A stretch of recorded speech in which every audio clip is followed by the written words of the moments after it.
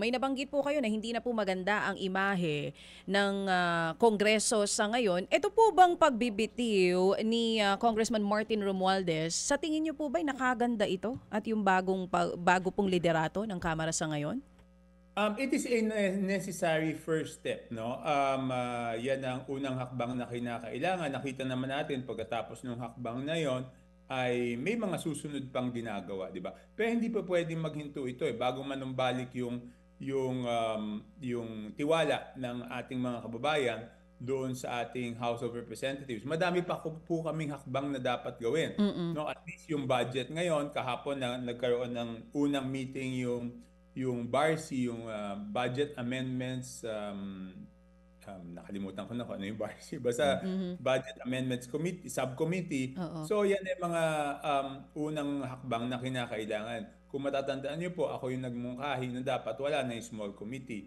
So yan po yung naging magandang resulta ng ating mungkahi. So tingnan po natin, mahabang hakbang to.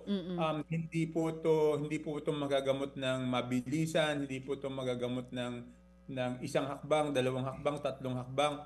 Kailangan talaga makita ng tao na transparent. At ang pinakamahalaga dito, sa tingin ko para manumbalik yung tiwala ng tao, talagang may makakasuhan na legislator. Sa tingin ko, no, this is my own opinion, hindi po tatanggapin ng tao na yung contractor lang, yung DPWH lang, kung sino-sino lang ang makakasuhan, pero yung legislator, hindi. Kasi doon sa sinasabi ni Mayor Magalong, ang pinakamalaking nakuha is yung Committee on Appropriations. Doon naman sa sinasabi ni Senator Ping Lacson, ang pinakamalaking nakuha yung proponent o yung funder, legislator yun .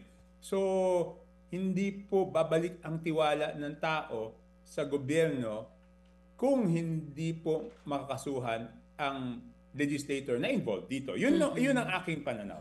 Mga kapatid, brothers and sisters, saan ka pa? Dito na tayo sa totoo.